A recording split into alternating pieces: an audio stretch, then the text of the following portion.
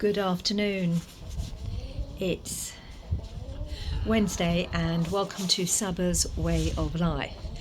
Today I am in my little barn or shed, whatever you want to call it, but it is a kind of barn, and I'm in here today because every spring and every autumn I give it a proper spring clean out, but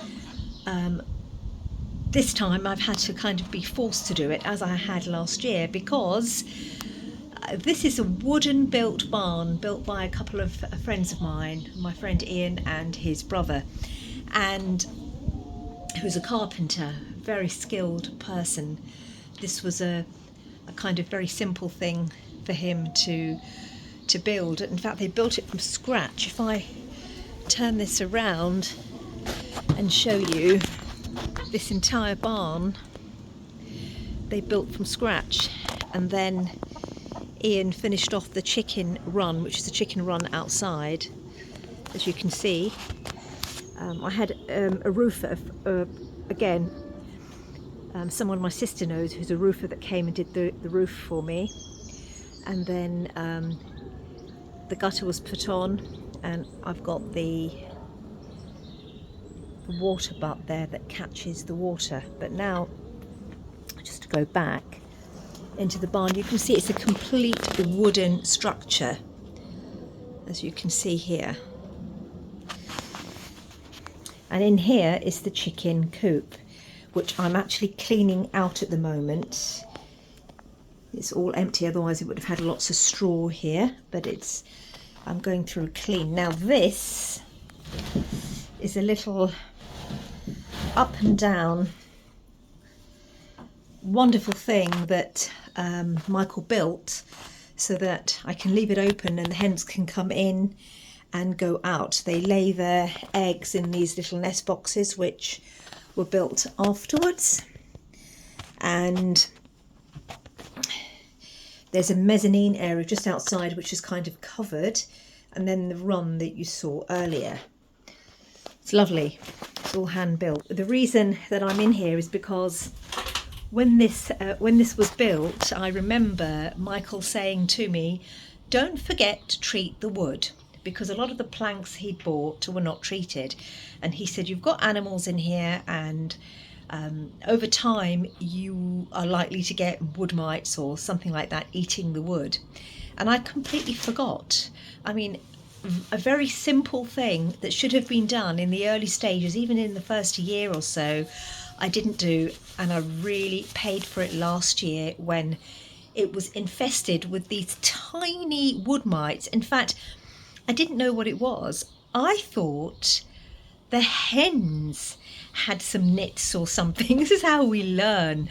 I had no idea, and through trial and error, but the problem was these wood mites, when I'd gone in to feed them, they'd gone all over me because they multiply very, very quickly, and you can't really see them with the naked eye, and they were pinching me, and eventually I got asthma as a result of it, and sneezing because it was an allergic reaction, bitten, and rashes. It was awful. I had to actually have a bath in Dettol water to get rid of them, because I couldn't sleep at nights because they were in my hair. That's how bad it was. Lesson learned. Anyway, so what I did last year, the only reason I found out they were wood mites is not through Google or anything like that, because there were so many different variables, was actually when I went to look for an insecticide. I knew I needed an insecticide, and I went to, those of you who live in the UK, you may have heard of somewhere called Screwfix, and I'd gone there to find an insecticide, something also that I can paint on wood to preserve it and keep insects at bay. And there were customers there, most of them were skilled working men, and I spoke to them, and one of them overheard me say, well, I need something, there's something in my barn that's biting me, and I think it's the chickens that have got nits, or it might be something. And then he interrupted, and he immediately said, I can tell you what you've got. You've got wood mites, because he listened to what I was saying, and he said, you can get this insecticide and you can spray it and it'll be fine for one season, but what you really need is this strong paint to go over it, and you should have done that before. And I went, yes, I know. And it's great. This is the great thing about skilled workers, because they've got experience. And he knew immediately. He said, I do this all day, every day. It's definitely wood mites that are in the wood. So I learned a good lesson there. And last year I had sprayed it really well with insecticide, but I didn't get a chance to paint it with the same kind of, it's like a wood seal which has got a strong insecticide in it. So today I've emptied out the entire barn. I've taken out all the straw. It's a chance for me to clean, and I have sprayed with one of these handheld right at the end of the garden there. I bought some very strong insecticide, mixed it with water, and then got one of those nozzle sprayers, you know, that you do for garden weeds. I don't spray chemicals in my garden, but I used it for this insecticide and drenched this place. And I've been out of here for an hour. The hens are outside. They're not coming in, of course, for a good couple of hours. Mask on, glasses on when I sprayed. And then fortunately my friend Ian is coming to actually do and paint all the woodwork with that stuff to really protect it for good. It's a permanent protection, because I just haven't got the ability to paint it all at any speed myself. So he said, no, I'll come and do it. He's a painter, decorator, builder, and he can do it properly with skill and ease, and I'll just be here to support him and to clean up other things. But this is what I want to say to you, is that when you have an outdoor life, and if you keep animals like this, these are the things you need to be aware of. It's not a case of, hey, let's have a few little chickens and feed them now and again. You've got to clean the poop. You've got to every day collect the eggs, clean the poop, keep it hygienic. And then things get wet and dirty and smelly. You know, there's all that smell of ammonia from their poop.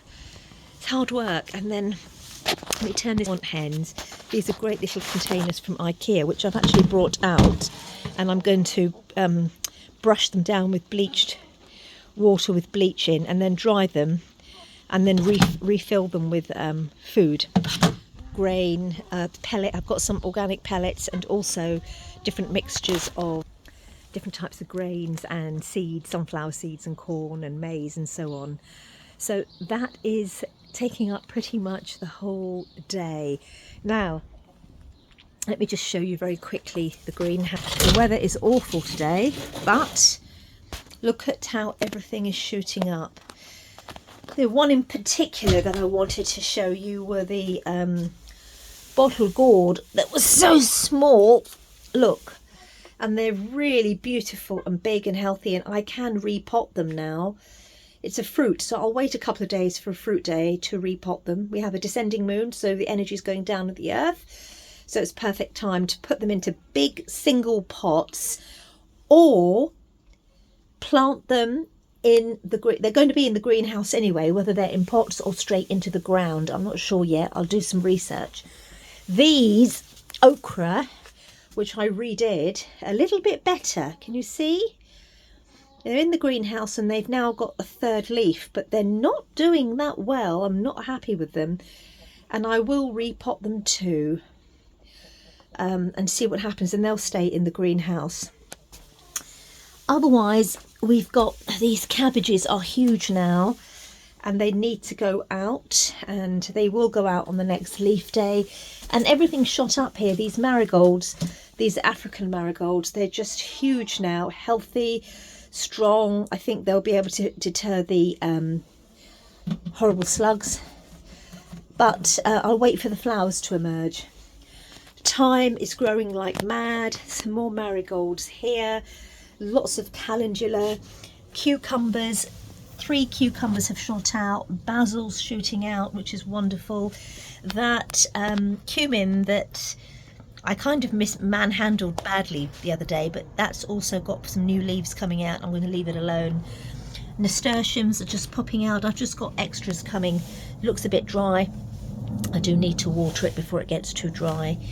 And some more nasturtiums that are already doing well. So, and in the garden, just a very quick peek, you can just see that everything is flying up. I'll do a proper garden update another time, but it does look really very nice. And even the grass, there's no bare patches now because I've grassed most of it up. But if you look at that, if I go back, this area is looking lovely. It's like a kind of wildflower and herb area of the garden. This is very packed and it's giving me ideas for next year that I need to propagate quite a few of these shrubs. Look, they're huge, it's just taking over too much space. So I'll propagate this heuchera, and this I thought was dead, and this little wildflower in this shady area is doing really well, along with the geum and the wild mint here, which I thought was dead, but it isn't. Lots of fenugreek here that's growing beautifully. And these lilies, which are red spider lilies, I'm still waiting for them to flower. They're trying to, just here. So those hanging baskets there are doing really well too. And it's pouring down with rain, but it's a fantastic time to be out. It's quite warm, wet, muggy, much cooler than the last few days, so be very careful when the weather changes. You've got to keep yourself warm. This is a time you'll catch a cold, so keep yourself warm, warmer than you should, but go out and enjoy the land. And it's a big change because yesterday was all day studying indoors. Don't like it at all, very little movement, but today I'm out and I'm moving. I hope you all have a lovely day.